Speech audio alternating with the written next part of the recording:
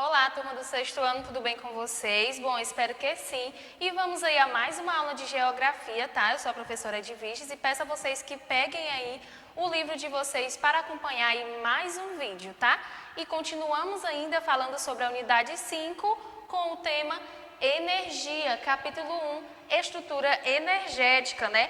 Como falamos fonte de energia, sem dúvida é um assunto muito importante, né, que existe aí sem fim, podemos dizer, essas fontes, né, e dentro desse conjunto de fontes de energia não renovável, ainda dando continuidade, né, encontramos uma diversidade, como petróleo, gás natural, que são fontes de energia não renováveis e que se encaixam aí nesse pacote.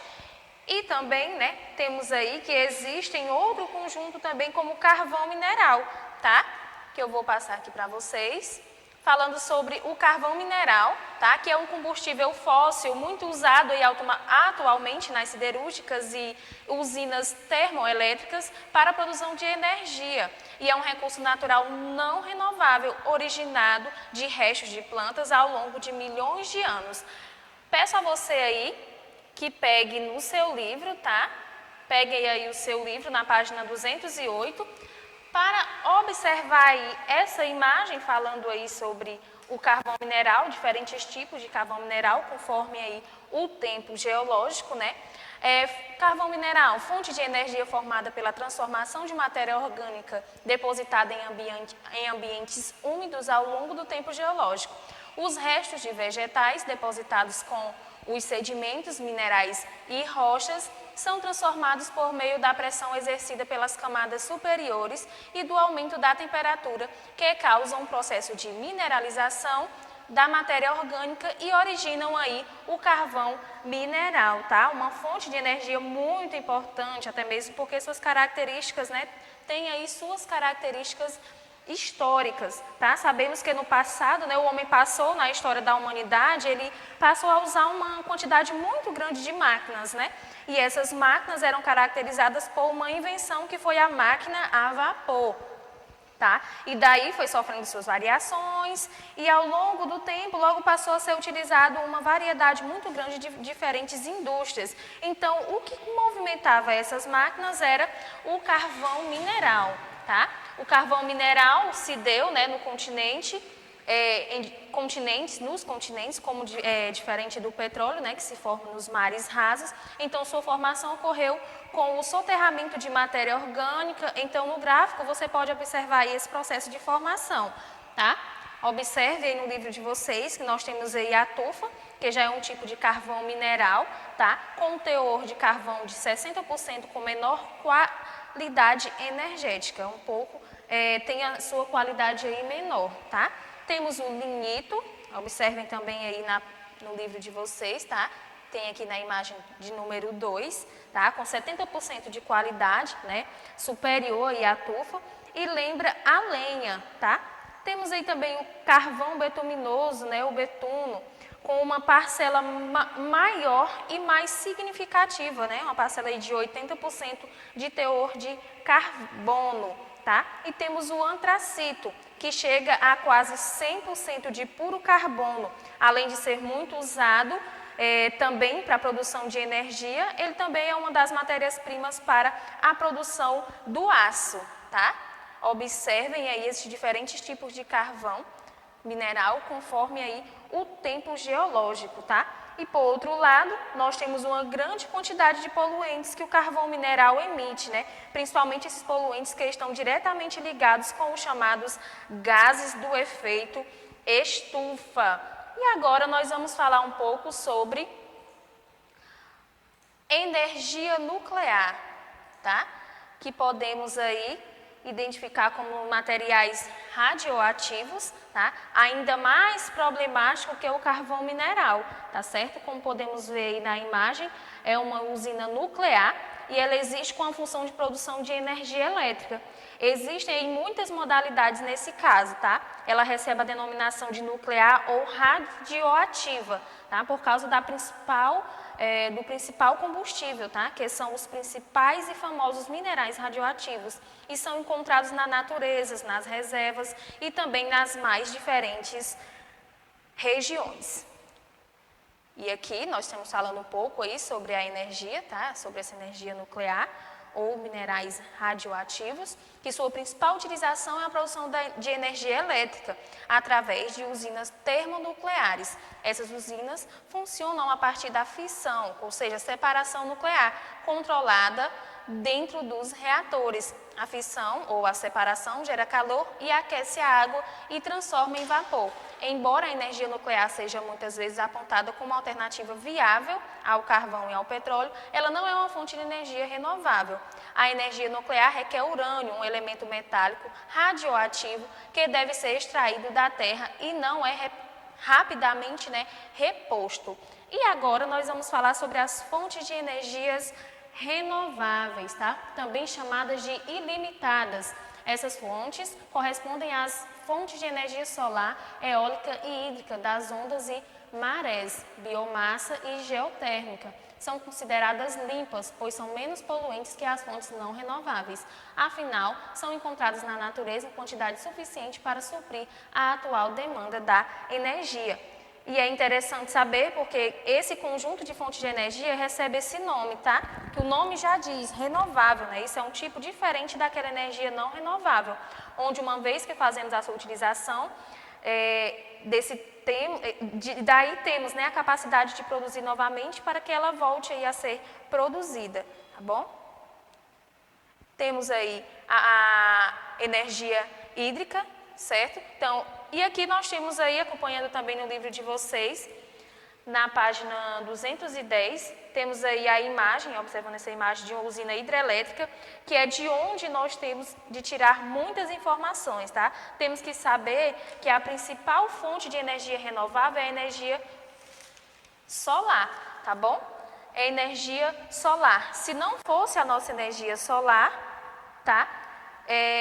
A totalidade das energias renováveis, elas não existiriam, tá bom? Então, a construção de uma usina hidrelétrica gera impactos ambientais, econômicos e populacionais, tá? O rio é alterado com a barragem, o que afeta a dinâmica hídrica da região. Dessa forma, cria-se um lago artificial, um reservatório onde a água fica, sendo necessário desmatar a área no qual esse lago se formará. As hidrelétricas, elas são grandes obras, tá? Nessa imagem aí que podemos observar, certo?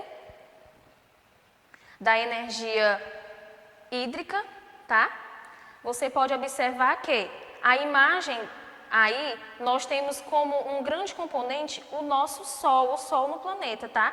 Que ele serve para quê? Para iluminar e aquecer. E essas usinas, elas estariam congeladas se não existissem aí o Sol, tá bom? Então, as hidrelétricas, elas são grandes obras de engenharias, tá? Cria-se aí um gigante lago artificial, essa água passa aí por essa turbina, e essa turbina, ela vai gerar um movimento, tá?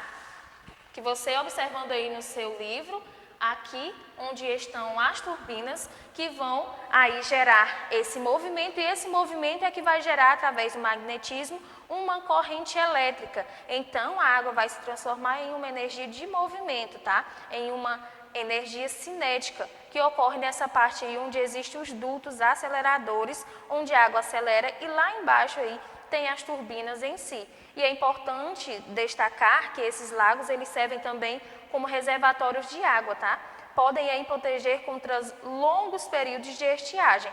Quando temos um longo período de estiagem, geralmente o governo chama aí a atenção para a economia, tá? Para economizar energia elétrica, pois se esse reservatório aí chegar a secar, né, não teremos aí energia elétrica mais, tá? Então, é importante também destacar, né, que essas hidrelétricas, elas necessitam aí dos rios de planaltos, que foi aí o que nós já estudamos, tá? Rios de planícies não serviriam, mas aí os rios de planaltos é o rio mais recomendado para que possa ter essas hidrelétricas, tá bom? Então, a construção da usina, como eu já li para vocês, né, há também um impacto ambiental, econômico e populacional, pois o rio ele é alterado com a barragem, o que afeta na dinâmica hídrica aí da região. Então, observando essa imagem, tem o seu lado positivo, que também armazena água, não é isso? E o ponto negativo que ele causa e gera impactos ambientais para a população, tá bom? E vamos passar aqui também para falar um pouco sobre a fonte de energia renovável eólica. Como vemos na imagem, né, nós temos aí algumas pessoas que chamam aí de catavento, tá? Essas partezinhas aqui chamam como se fosse um catavento, mas não é catavento, tá, gente? O correto de chamar é turbina eólica, tá bom? Essas turbinas, elas são movimentadas, né? Essas pás aí são movimentadas pelo vento e desse movimento das pás gera a produção de energia elétrica, tá bom? E é importante destacar que não são todas ou qualquer região do planeta que aceita esse tipo de produção, tá? Pois existe a necessidade de uma constância eólica, tá bom? Ventos constantes, com no mínimo aí uma velocidade de 7 metros por segundo, tá? O vento é o principal gerador dessa fonte de energia, porém, nem todo vento pode ser utilizado para esse fim. Para identificar áreas com potencial eólico, é necessário analisar a velocidade e o regime dos ventos por meio de dados coletados em estações meteorológicas, tá? Aí nós vemos a importância também da energia eólica, bem renovável, né? E necessita aí do vento também, né? Vamos agora falar sobre a energia solar, tá bom? Esse tipo de energia no Brasil, né, cada vez mais vem crescendo, sem sombra de dúvidas, a energia solar. E é a principal fonte de energia do nosso planeta, né? E o aquecimento é um dos modelos mais antigos e conhecidos pelo homem, tá? O modelo que mais cresce é dessa energia solar, onde essas placas capturam essa energia do sol e transformam em energia elétrica, tá? Se vocês observarem aí na primeira imagem que temos aí no livro de vocês, tá? Na página 213, na primeira imagem nós temos aí uma casa aí mais refinada, né? Com mais, podemos dizer, mais condições, né? E na outra é onde se utiliza essas fontes de energia. Temos aí um painel solar em área de assentamento, tá? Na África do Sul, na segunda imagem. E na primeira imagem nós temos painéis solares em Sydney, na Austrália. Então, na África do Sul, eles usam aí essa energia onde as redes de abastecimento de energia não chegam. Então, aí para eles, a energia solar é uma energia, é uma forma muito legal aí de se ter energia. Então, nós temos duas realidades, tá? Em uma casa mais requintada, tá? E na outra, um pouco aí, países na África, né? Na África do Sul, são casas de pessoas bem pobres e é onde o abastecimento de energia não chega, tá bom? Então, vale destacar que o uso desses dados, né, desse sistema pode ser feito paralelamente a outra fonte de energia elétrica e sua instalação pode ocorrer em qualquer área que receba a luminosidade do sol. Nesse sentido, os painéis podem ser instalados em casa ou em áreas maiores. Então, encerramos nossa aula por aqui. Espero que vocês tenham gostado de falar um pouco sobre as energias não renováveis e energias renováveis. Daremos continuidade na nossa aula do MIT, tá? E um abraço para vocês, tá bom?